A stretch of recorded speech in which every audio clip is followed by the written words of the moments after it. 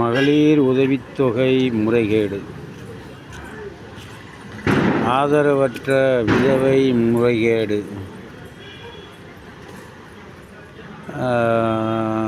இப்படிப்பட்ட இலவச திட்டத்தில் முறைகேடுகள் நிறையா நடந்துக்கிட்டு இருக்குது.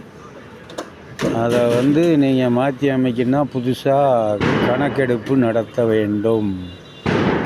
தகுதி உள்ளவர்களுக்கு மட்டும் அந்த இலவசம் சேரும்படி கணக்கெடுப்பு நடத்தப்பட்டு முறைப்படி செயல்பட்டு சேர வேண்டிய நபருக்கு ப்ராப்பர்லி சேர வழிவகுக்க வேண்டும். அப்போதுதான் தமிழ்நாடு கஜானா காலியாகாது.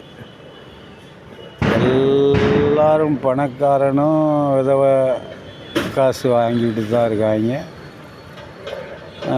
பணக்காரன் மகளிர் தொகையும் வாங்கிட்டு தான் இருக்காங்க.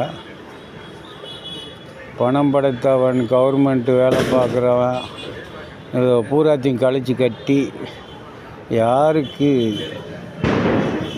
இலவசம் கொடுக்கணுமோ அவங்களுக்கு ப்ராப்பராக கொடுத்தா தமிழ்நாடு முன்னுக்கு வர்றதுக்கு வாய்ப்புகள் இருக்குது.